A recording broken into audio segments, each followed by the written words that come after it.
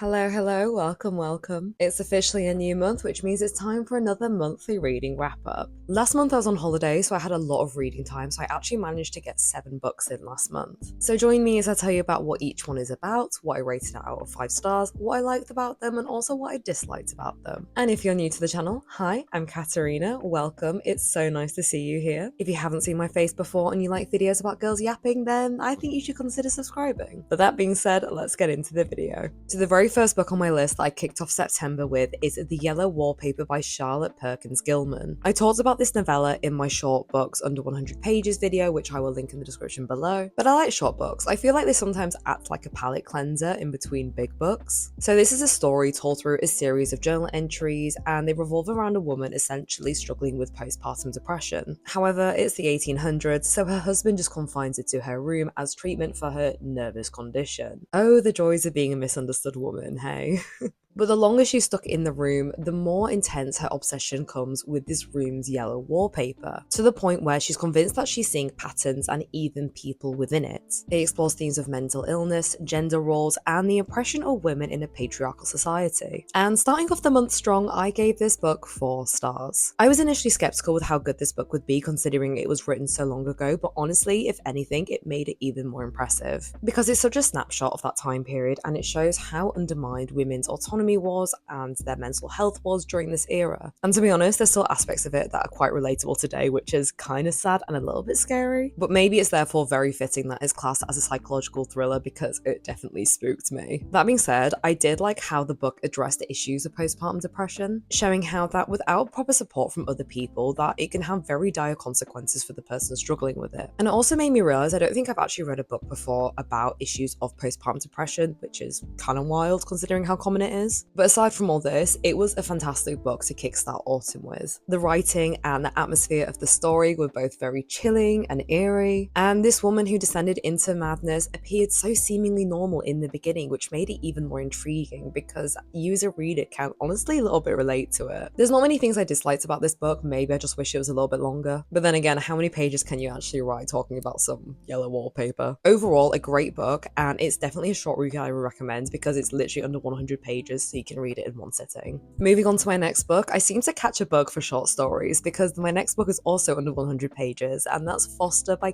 Keegan. This story is set in rural Ireland in the 1980s, and we follow a young girl who is sent to live with her foster parents who are a childless couple on a farm. And this is because her own parents have a lot of kids and they're struggling financially, and they just can't afford to look after her there and then. However, her foster parents treat her with this newfound care and compassion that she's just never experienced before. And this novella explores themes of complex family relationships and the search for identity and belonging. And you'll be very happy to hear that I actually gave this book 5 stars. Overall, I love the messaging in this book that familial love can still come from people outside your biological family. And for me personally, it's such a fresh perspective on foster care being full of love and warmth and understanding. I also found the author so incredibly talented to write the point of view of a child, where everything feels so innocent and slightly confusing, but the writing was still very delicate and lyrical, where she's also able to capture this complex dark side that can come with family life. And because of this amazing writing and incredibly layered characters, I was just drawn into the book immediately. To write such a novella that is so heavy in emotion and captures the nuances of human connection so well is honestly so rare to come across, and I was just really moved by the end. Like, I was genuinely almost close to tears. I also read this author's other book, Small Things Like These, last year, and I absolutely adored it. I believe the trailer for the film just dropped like the other day, and it has Cillian Murphy in it, and I was obsessed watching it. So yeah, I would definitely recommend to read both these books because they are both amazing. Okay, moving away from short reads, the third book I read in September was actually quite chunky, and that was Shuggie Bain by Douglas Stuart. This story is set in 1980s Glasgow, and we follow a young boy called Shuggie Bain and his everyday life with his alcoholic mother. And whilst they struggle to live in a city rife with poverty and unemployment due to the consequences of Margaret Thatcher's reign, we also follow his mother's drinking drinking problem as she attempts to find hope and dignity in this very, very bleak environment. And we also follow Shuggie and his love and loyalty to his mum despite the absolute chaos that it causes. So perhaps a trigger warning, but this book is thick with themes of addiction, sexuality, and social class. And I gave this book 4.5 stars. This book was heart-wrenching and raw and utterly destroying, if I'm being honest. I have never read a novel that explored the circumstances of alcoholism the way that this book did, and since learning that the author actually lost his own mother to alcoholism when he was 16 actually just makes so much sense when reading it, because the book was written with such nuance and descriptive detail. I feel like only someone who has experienced loving someone with addiction issues can probably articulate the way that it was done here. It was such a real and honest look about how never-ending addiction issues can be, in the fact that every day kind of feels like a battle. The closest way that I would describe this book is probably a good version of A Little Life. If you've been following me for a while, you'll know that I'm not a fan of A Little Life because I just feel like it was so unnecessarily traumatic and abusive. Whereas I felt as though that this book captures trauma and abuse from addiction in a more sensitive and respectful way without being cliche. However, aside from addiction, I found the writing super impressive. It was very vivid and immersive, and it honestly felt like I was there in 1980s Glasgow itself. There was honestly so many small details that the author included that I was just genuinely so impressed that he was able to remember all these very, very minute details. Overall, I love this book, and I definitely think it's going to be one of those stories that stay with me. The reason I'm not giving it 5 stars is because I felt like the pace was just a little bit too slow for me. I get that it was trying to showcase how tiring and repetitive these endless cycles can be, but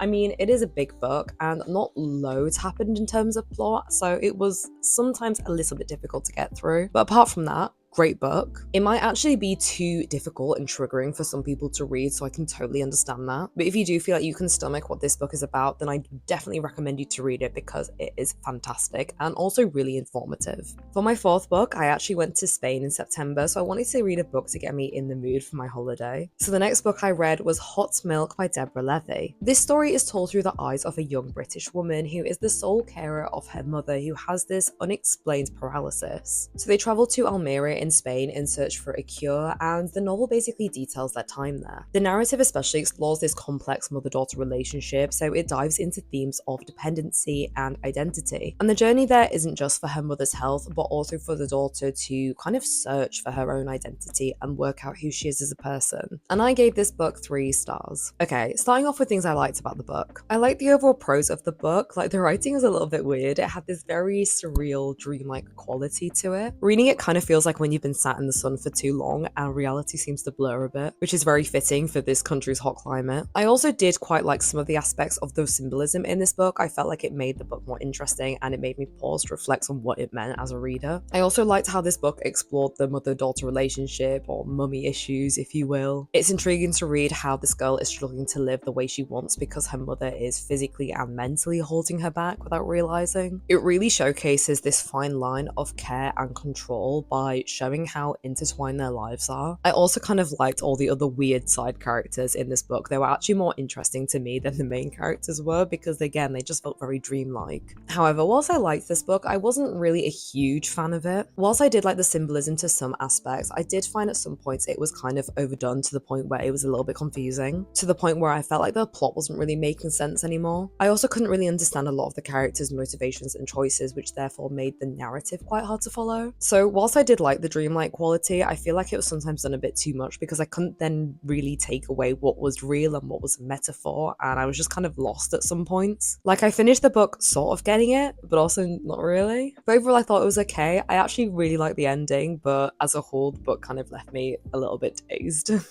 For my 5th book I read last month, I decided to take a break away from fiction, and the book I read was My Body by Emily Ratajkowski. This is a memoir written by the model/actress who appeared topless in the infamous Blurred Lines music video. And in this book, she explores the commodification of her body and image within the modeling and entertainment industries. She speaks about the challenges and complexities she faces when navigating fame and personal identity amidst public scrutiny. And ultimately, she talks about how society views and values women's bodies. It's full of themes of feminism, sexuality, and power dynamics because it's very much based through a patriarchal society's lens. And I gave this book 3.5 stars. I feel like Emily Ratajkowski is quite a dividing and controversial person because based from what I've seen on the internet, I feel like men love her and women don't. I feel like that in itself is a whole different discussion to be had, which is very much influenced by the patriarchy in society. But I was super intrigued to read this book because I saw that it was very highly rated. And I won't lie, in her memoir, she was incredibly honest and vulnerable and raw, and it honestly really took me aback. I actually agreed with a lot of the takes that she had in the book, especially regarding the objectification and dehumanization of women's bodies in public, and how important consent is. Like, models should have say and consent in how their bodies are used. For Emily, yes, she consented to be naked in a music video, but that does not give other people the rights to leak personal nudes of her online. Overall, I did think it was a very compelling read, and it definitely exposes the darker side of the modeling and entertainment industries, which I found really interesting. My only critique why I didn't rate this book higher, and this is just a very personal opinion from me, but I felt like she was still glamorizing the modeling industry in this book. I mean, I get it, she literally models as a career, so she wouldn't slate it, otherwise she would literally be unemployed. Like, she would really glamorize like being thin and skinny and small, and would say like, oh, I got so many more jobs, and it kind of just made my life so much better. And it kind of made me sad how in the book she just didn't really value education that much, and I don't know, it just didn't really sit right with me. So I like the overall messaging about how women should have autonomy over their bodies in the public eye, but I didn't absolutely love the other takes that she had on other aspects, but that's just my opinion. If you've read this book, I'm really intrigued to hear your thoughts on it, so please let me know in the comments below what you thought about it. But overall, a good book. I'm glad that I read it, and it's something different compared to what I usually read, so yeah, insightful. For my 6th book in September, I wanted a longer read, so the next book I read was The Invisible Life of Addie LaRue by V.E. Schwab. This novel is a blend of fantasy and historical fiction, and we follow the life of a girl called Addie LaRue. And starting off in 18th century France, she basically makes the deal with the devil to live more freely and to have more time. However, being the devil, he also curses her to then be forgotten by every single person she meets. And for over 300 years, we basically follow her navigate through the world whilst leaving no mark behind, until one day she finally meets a man who remembers her name. Themes include memory, time, and the human desire to leave behind a legacy. And I gave this book 4 stars. Firstly, I just loved the unique concept of this book. The idea to be forgotten by every single person unique is such a simple but complex notion, and her character is so richly developed. Like, you can really see how this begins to affect her psychology over time. And it's so interesting but also so heartbreaking to read how every person she cares about forgets her as soon as they turn their head. I also enjoyed how the author weaved through historical events and art throughout the book. I felt like it just gave it a whole new layer. Like, yes, tell me how she managed to survive the world wars and also the introduction of technology. I also liked her dynamic between her and the devil. This is going to sound really weird, but it kind of felt realistic. I also really liked the ending. I know some people felt like it was a little bit open-ended, but for me, I felt like it finished perfectly. However, my main qualms about this book is that I just felt like it didn't need to be as long as it was. It got very repetitive, and I felt like the story was just like a little bit dragging. I mean, I get it, it's meant to showcase 300 years and how long that can feel like, but I just felt like at times it could have been a little bit more exciting. Like, honestly, not loads happened in the book in terms of plot, so it was just loads of writing to kind of repeat the same points over and over. And also, I kind of didn't really care about her love interest that much. Like, he was honestly a little bit boring to me. So when we got his whole backstory, I was like, oh, I really cannot be bothered with this. But overall, pleasantly surprised with how much I liked it, because a few years ago I read this author's other book, A Darker Shade of Magic, and I absolutely hated it. So I was just put off from reading her other work for a while, but I was really glad I picked up this book because it actually did make me change my opinion of her. So I am partial to read other books of hers, but we shall see. And finally, the 7th and last book I read in the month of September was Salt Slow by Julia Armfield. When I googled the genre of the book, it literally came up with science fiction and lesbian literature, which honestly, yeah, sums up this book. This is a collection of haunting short stories that mainly revolve around experiences of women and their bodies. They revolve around themes of transformation, desire, with a heavy heap of the surreal. Examples of such stories include a town suffering from insomnia, insomnia, and a couple going through some sort of metamorphosis. And I rated this book 3.5 stars. There were some stories in this book that I honestly found really cool, to the point where I would pay money to read these ideas fully fleshed out into novels. One story in particular, which I would actually say is my favorite one, is the insomnia one, where people would basically wake up and find that they would have like a Slender Man version of themselves in their room, otherwise known as sleeps. And they wouldn't really do anything bad, they were mostly harmless, but they would just kind of like follow their human around and just be a bit annoying. But as long as the person's sleep existed, then the person themselves couldn't go back to sleep. But I just thought that concept was so interesting, and I would honestly read a whole book about that. But on a whole, I felt like the short stories were really well written, and I felt like for all of them that they didn't really end too abruptly and they gave me enough detail about them, which is usually my biggest grievance with short story collections. I always just feel like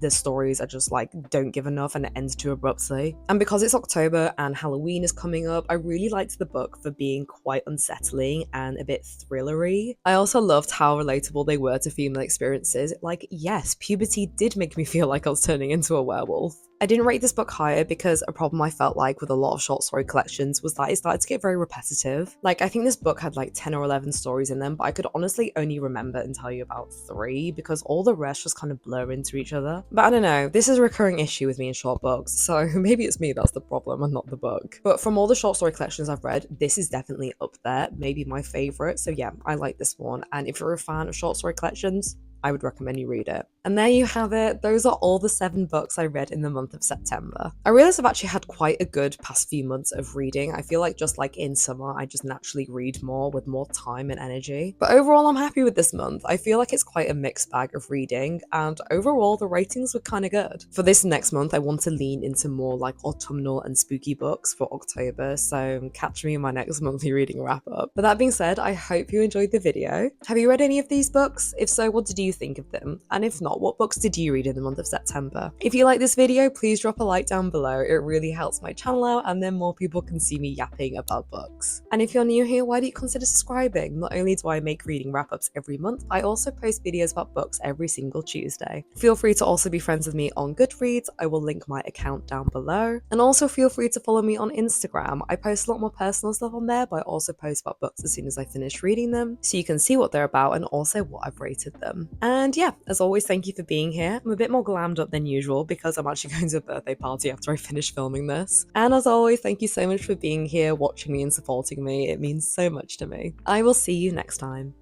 Bye!